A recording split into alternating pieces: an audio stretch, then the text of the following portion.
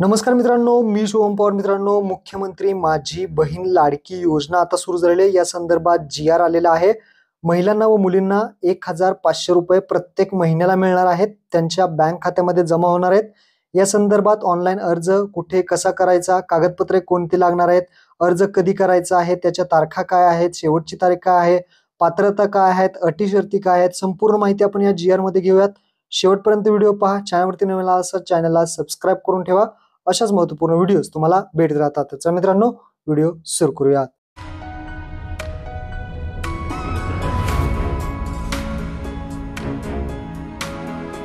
तर मित्रांनो, तुम्ही पाहू शकता महाराष्ट्र राज्यात मुख्यमंत्री माझी लाडकी बहीण योजना सुरू करण्यास मान्यता देण्याबाबतचा 28 जून 2024चा हा जी-आर आहे. यामध्ये आपण महत्त्वाची जी काही माहिती आहे ती आपण घेणार आहे. तर पहा, महिलांचे आरोग्य व पोषण आणि त्यांच्या आर्थिक स्वावलंबनासाठी राज्यात विविध योजना राबवण्यात येत आहेत. महिलांचा श्रमसहभाग पुरुषांच्या तुलनेत कमी आहे, ज्यामुळे त्यांच्या आर्थिक स्वातंत्र्यावर परिणाम होतो आणि सदरची परिस्थिती लक्षात घेऊन मुख्यमंत्री माझी लाडकी बहीण योजना सुरू करण्यात प्रस्तावित आहे. आता या योजनेचा जो उद्देश आहे तो पहा. राज्यातील महिला व मुलींना पुरेशा सोयीसुविधा उपलब्ध करून रोजगार निर्मितीसाठी चालना देणे, त्यांचे आर्थिक सामाजिक पुनर्वसन करणे, राज्यातील महिला स्वावलंबी आणि आत्मनिर्भर करणे, राज्यातील महिलांना व मुलींना सशक्तीकरणास चालना मिळणे, महिला आणि त्यांच्यावर अवलंबून असलेल्या मुलांच्या आरोग्य व आणि पोषण स्थितीत सुधारणा करणे असे हे उद्दिष्ट आहे. आता या योजनेचे स्वरूप काय आहे, तसेच या योजनेचे लाभार्थी काय आहेत, योजनेसाठी अर्ज कोण करू शकतो, पात्रता नक्की काय आहे ते समजून घ्या.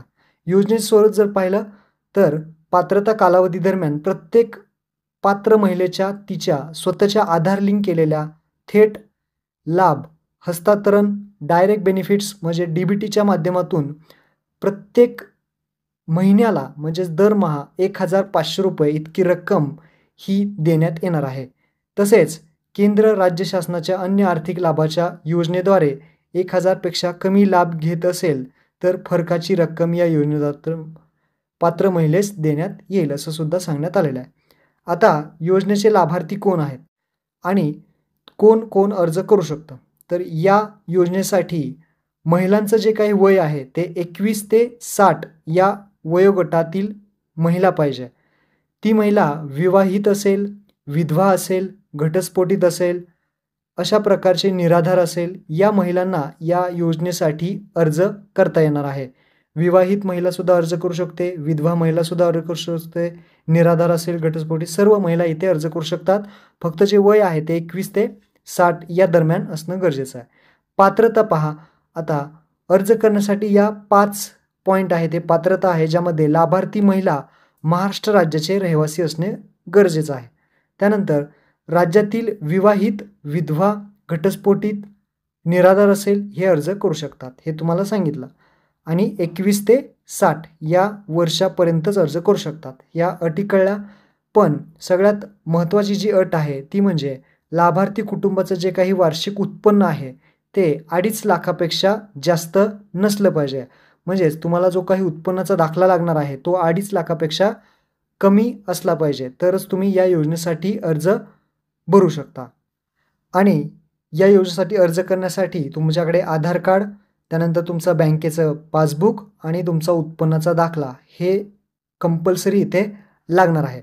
आता अर्ज कोण करू शकत नाही हे अपात्रतासुद्धा दिलेली आहे. तर इथं पहा, पहिला पॉईंट आहे, ज्यांचं वार्षिक उत्पन्न 2.5 लाखापेक्षा जास्त आहे ते अर्ज करू शकत नाही.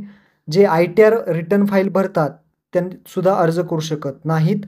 तसेच जे नियमित कर्मचारी आहेत, कंत्राटी कामगार आहेत, जिथे जॉब वगैरे करतात, तसेच गव्हर्नमेंट जॉब करतात, भारत सरकार, मंडळ, विभाग किंवा राज्य सरकारच्या स्थानिक संस्थेत सेवानिवृत्ती असतील, निवृत्ती वेतन घेत असतील, अशा प्रकारचे सर्व जे काही कर्मचारी आहेत, जॉब करत असतील, जॉबला असतील, निवृत्ती वेतन घेत असतील, गव्हर्नमेंट जॉबला असतील, ते हे सर्व इथे अर्ज करू शकणार नाहीत. तसेच सदर लाभार्थी महिलेने शासनाचे अगोदर कोणत्याही योजनेचे जर तुम्ही पैसे घेत असाल तर तुम्हाला याचा लाभ घेता येणार नाही. हा चौथा पॉईंट तुम्ही वाचू शकता. तसेच ज्यांच्या कुटुंबातील सदस्य विद्यमान किंवा माजी खासदार आमदार आहेत त्यांना सुद्धा इथे लाभ घेता येणार नाही. आणि सगळ्यात महत्त्वाचं, कुटुंबातील सदस्यांची संयुक्तपणे 5 एकरपेक्षा जास्त शेतजमीन आहे ते सुद्धा अर्ज करू शकत नाही. कुटुंबामध्ये 5 एकरपेक्षा जास्त जमीन असेल तर ते अर्ज करू शकणार नाही. ज्यांच्याकडे 4 चाकी वाहन त्यांच्या कुटुंबातील सदस्यांना नावावरती नोंदणीकृत आहेत असे सुद्धा इथे अर्ज, ज्यांच्याकडे 4 चाकी वाहन आहे, ट्रॅक्टर असेल तर चालेल, पण बाकीचे 4 चाकी जे वाहन असेल तर ते अर्ज करू शकणार नाहीत. ही अपात्रता समजून घ्या. आता अर्ज जो आहे यासाठी कोणकोणती कागदपत्रे तुम्हाला लागणार आहेत, तर आवश्यक कागदपत्रे इथे पहा. इथे 8 कागदपत्रे दिलेली. काय काय, तर यासाठी तुम्हाला ऑनलाईन अर्ज भरायचा आहे. ऑनलाईन अर्ज भरायचा आहे. लाभार्थ्याचं आधार कार्ड म्हणजे महिलाचं आधार कार्ड, त्यानंतर महाराष्ट्र राज्याचे अधिवास प्रमाणपत्र म्हणजेच डोमासाईल सर्टिफिकेट काढलं नसेल तर लवकरात लवकर काढून घ्या. अर्ज आता सुरू होत आहे 2-3 दिवसामध्ये. त्यानंतर सक्षम प्राधिकार यांनी दिलेला कुटुंबाचा उत्पन्नाचा दाखला म्हणजे इन्कम सर्टिफिकेट काढून घ्या. 2.5 लाखाच्या आतलंच उत्पन्नाचं सर्टिफिकेट पाहिजे, म्हणजेच इन्कम सर्टिफिकेट काढून घ्या. तहसीलदाराचं इन्कम सर्टिफिकेट काढून घ्या. डोमासाईल काढून घ्या. त्यानंतर बँक पासबुक तुमच्याकडे असेल, नसेल तर बँकेचं खातं काढून घ्या. बँकेचं खातं पासबुक लागणार आहे. पासपोर्ट आकाराचा फोटो, रेशन कार्ड इथे सांगितलं आहे, रेशन कार्डसुद्धा लागणार आहे. आणि जे काही अटी शर्ती आहेत त्याचं पालन करणं गरजेचं आहे. असे हे 8 पॉईंट तुम्ही इथे पाहू शकता.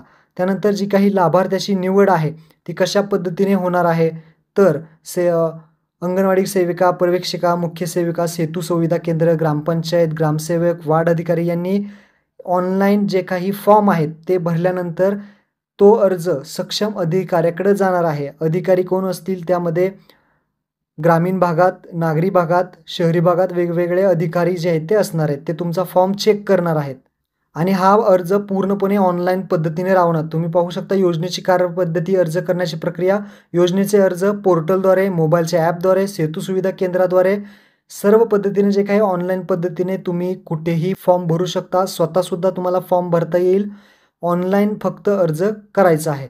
अर्ज भरण्यासाठी लक्षात ठेवा कोणतीही फीज लागणार नाही.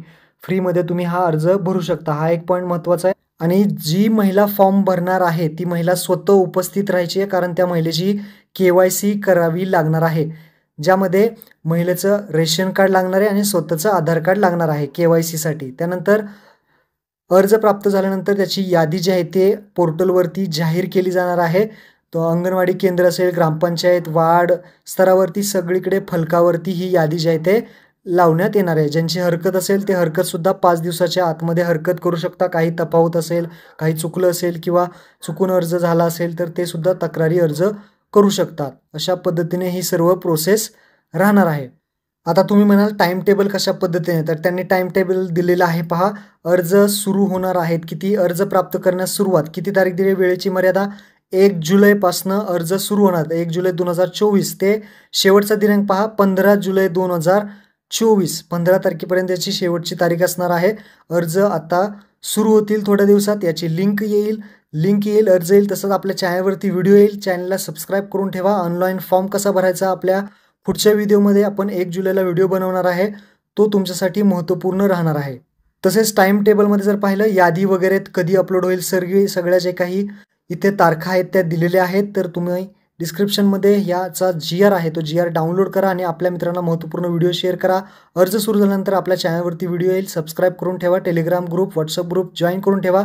काही प्रश्न असलेच तर आम्हाला ग्रुपमध्ये विचारू शकता. महत्त्वपूर्ण व्हिडिओ मित्रांना शेअर करा. धन्यवाद.